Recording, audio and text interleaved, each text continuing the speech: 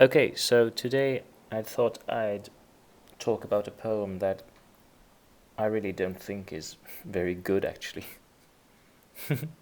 Just as a sort of variation from my principle of talking about poems that are interesting in one way or another. Well, this is also interesting in one way. That's why I chose to talk about it. I just don't think it's a very good poem, but there's still interesting things to talk about, perhaps. So this is called At the House of Escort Zheng, Banqueting in the Grotto, 郑駙马宅宴洞中. Banqueting in the Grotto. So this is a summer poem, written probably in 746 or 47. And apparently this Zheng or Escort Zheng is his name was Zheng and he was a member of the imperial family on his mother's side. So his mother was of the Li clan, who ruled the Tang dynasty, and Du Fu seems to have been a friend of an older relative of his. So they are connected in one way or another. And this is, as you can see, it's a regular Lü Shi. Parallel couplets here, parallel couplet here, and rhyming, rhyming, rhyming. Nothing strange there. And yeah, well, one of the first things I think is interesting with this one is 郑駙马, escort Zheng.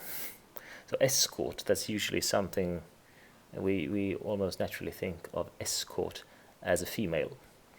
And the thing here, the Fuma here, is this is actually a title that is specifically bestowed on people who marry princesses.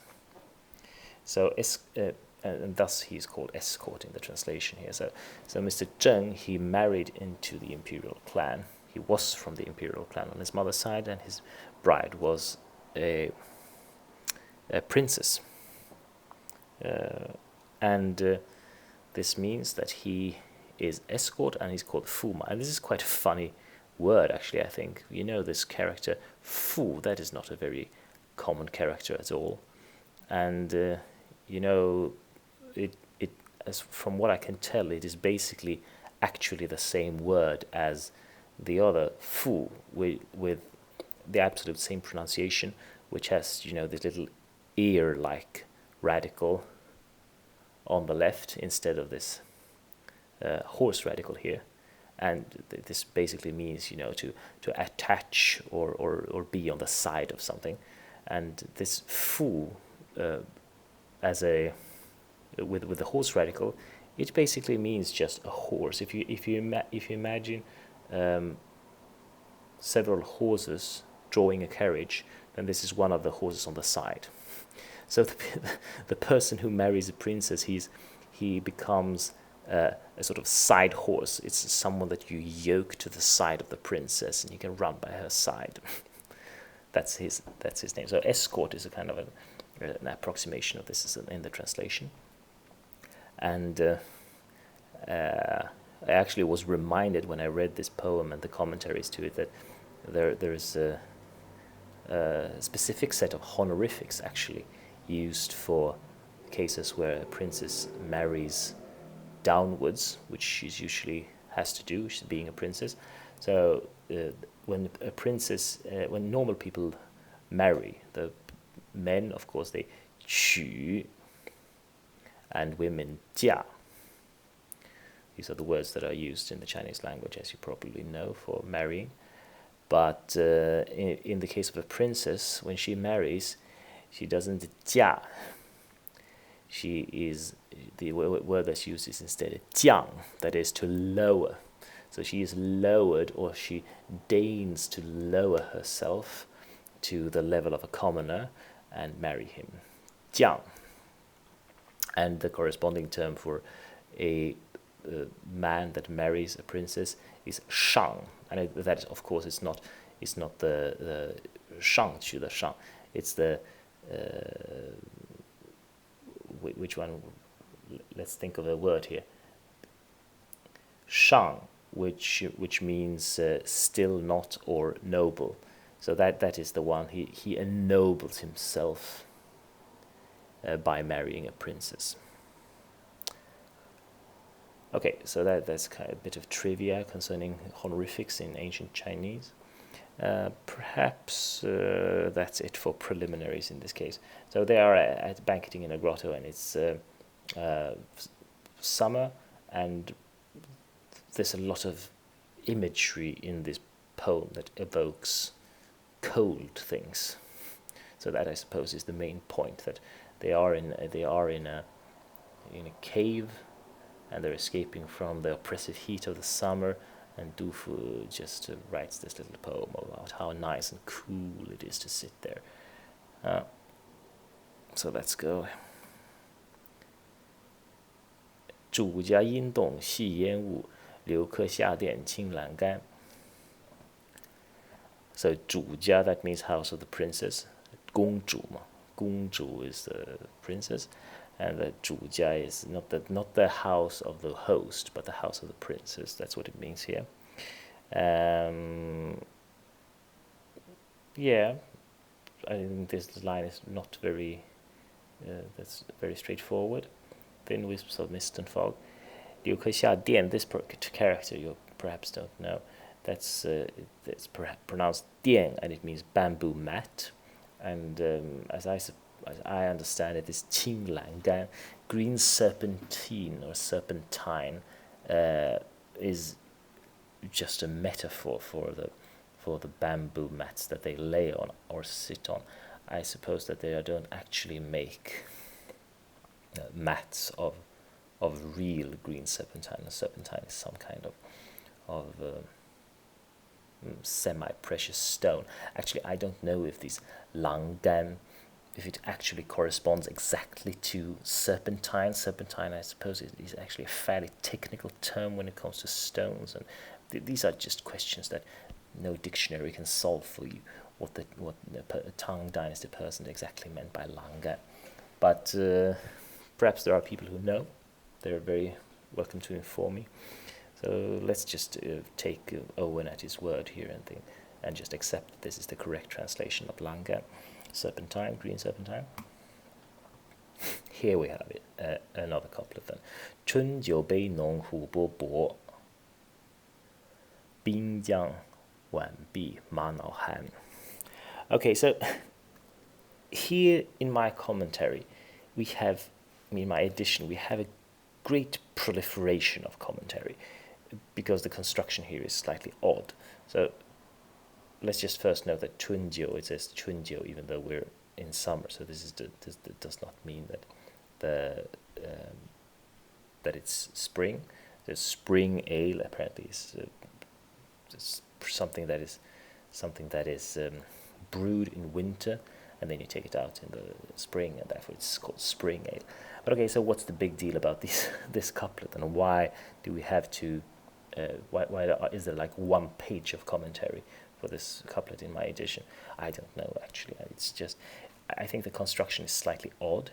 He says 春酒杯浓, cups of spring ale thick and strong. That makes sense in English because we can connect thick and strong to the spring ale. But here he actually says to Du Fu, 春酒杯浓, that like the cup is thick. The cup is thick and strong.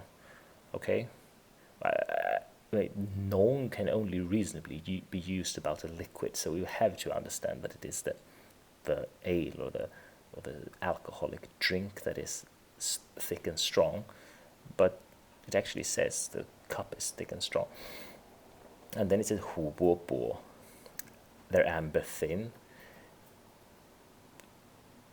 Well, I think it has to be obvious. It's obviously the case that hu bo refers to the amber of the cup, right?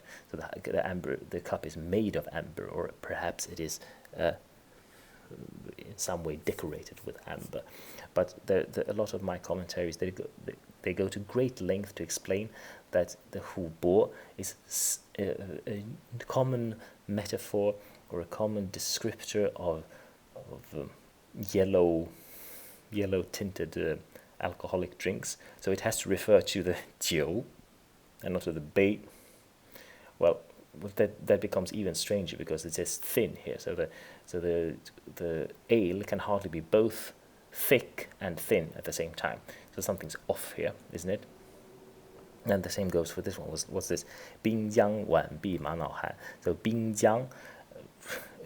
First, my dear commentators, one of them inserts a whole recipe for a kind of dessert, I suppose, which he says that this bowls of icy liquid refers to. Well, honestly, this could be anything.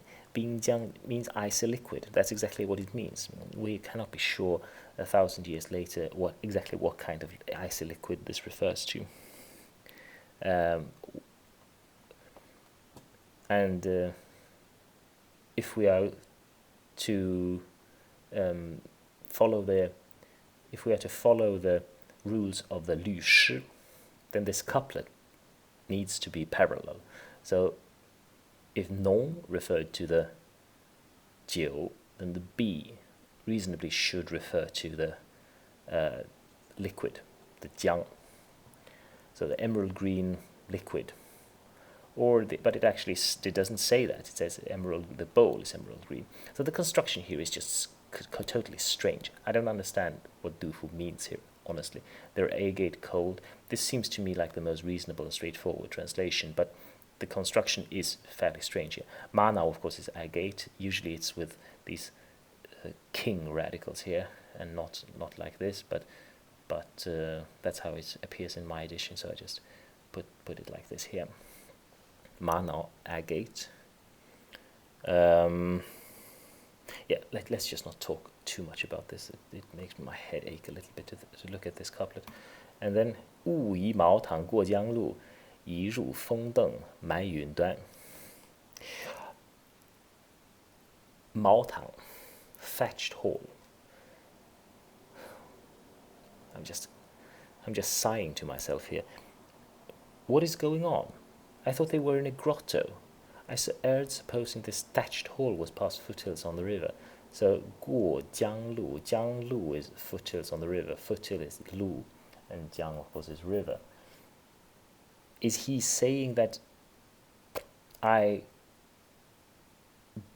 mistake, I suddenly thought that I was in a thatched hall past foothills on the river, or something like that? Because as soon as I stepped onto the breezy stairs, 风邓, 一入风邓, I was buried in edges of cloud. Something like that. 风邓, breezy stairs. Yes, 邓 means something like stone steps on a hill path. And I have even more odd commentary in the edition, my edition for this couplet, because this imagery just seems hard to reconcile. I mean, the idea I just had just popped into my mind now, that perhaps he says that he suddenly thinks he is in a thatched hall even though he's in a cave. That might actually be the most plausible explanation here, because we can imagine that he has to step on some small little stairs, breezy stairs, up a sort of mountain or a hillside, and then he comes to the cave, and then he is buried in edges of cloud. So that is probably the most plausible explanation, actually. But I'm not sure that perhaps I didn't read the commentaries in enough detail or attentively enough, because I don't recall them talking about that. Buried in edges of cloud. Yes, this character perhaps bears commenting a little bit. Owen, clearly he interprets this mai as a loan for another character, mai, to be buried. And I think this is the only thing that actually makes sense, because it also this has to be a verb, right? Because this is a verb, and then this has to be a verb as well, because this is a parallel construction according to the rules of the 律诗. This otherwise means fog, or more nowadays, mostly, of course, smog. Yeah, so he is in this grotto, and there's wisps of cloud and fog, which is very nice, and it feels like they're on the side of a river. And then comes the last couplets. 自是秦楼压正骨，时闻杂配声珊珊. This is altogether more straightforward, even though there are two classical allusions in just the first line that I have to straighten out for you. So I'll just do that. But this is, even though it's perhaps a little bit, it's very compressed, but it's not very obscure. These are rather common references and common allusions in the poetry of the period. So Qin Lo, the Tower of Qin, this refers to an ancient legend about a princess who married. So it was about the Duke Mu of Qin, who was one of these great rulers of the early Warring States period, or perhaps rather the Spring and Autumn period, 7th century BC. And he had a daughter, and there was a man who came and married his daughter, and the man, he was a musician. And he played the flute, and he could make peacocks and cranes and all kinds of animals come to the tower where they lived,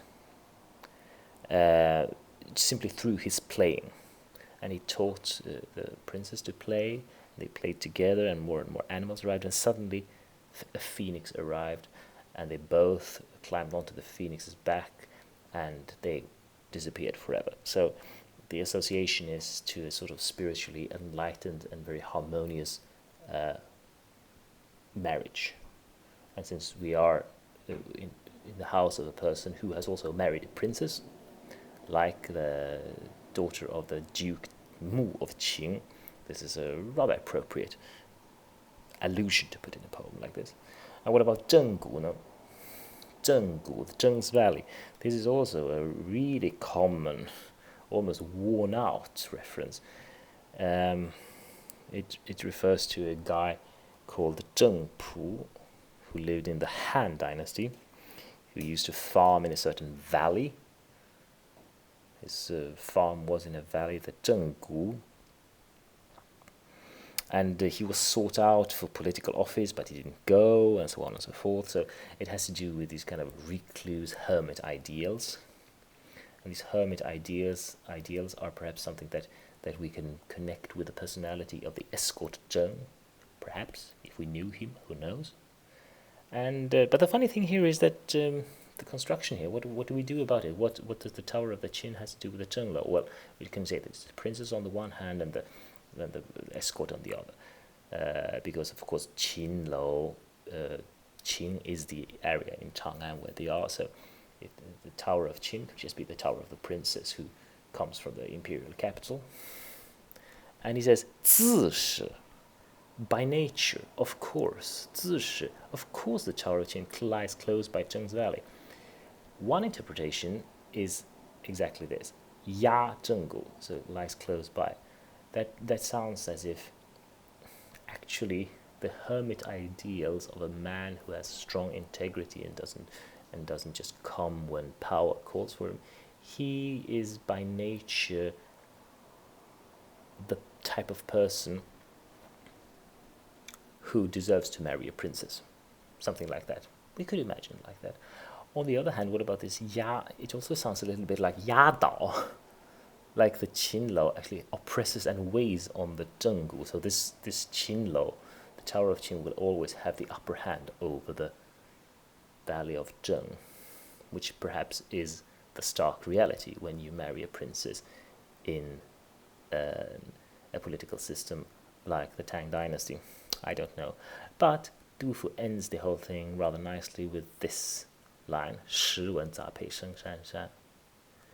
So in the context of the poem, the whole poem, perhaps this actually refers to something that they can hear. Perhaps the sounds, the steps of dangling pendants when of people walking by there. But as we have a little clue here in the translation that it says her assorted pendants, and the reason is because this 杂配, assorted pendants, this occurs in the Shi Jing, in the book of poems, and it occurs as a kind of refrain. So 杂配以赠之, like giving her assorted pendants. 杂配以, yeah, I forgot, but it occurs over and over again in this poem, and so it's impossible not to think of for readers of this time. Like 杂配 is like by itself a reference to this back to this poem. And in Shijing, actually, that is a really nice poem about married love, you can say. So I think that is the association here. We are supposed to think that Mr. Zheng is very happily married to his princess, and that's why we hear the sounds of her assorted pendants when we visit the Tower of Qin, close by the valley of Zheng. Yeah. At least this couplet is quite nicely constructed, and it doesn't contain any obvious ambiguities like these two in the middle. Like, this really gives me a headache actually when it looks like this. But it might be good to remind you also that sometimes when you find difficulties with these poems, it's because they are difficult. Sometimes they're difficultly written, then sometimes they are actually sloppily written. Sometimes the constructions are not as sense-making as you would like them to be, and sometimes, commentators throughout the centuries must struggle quite a lot in order to make it sort of make sense, and perhaps it still doesn't make sense. I'm not sure.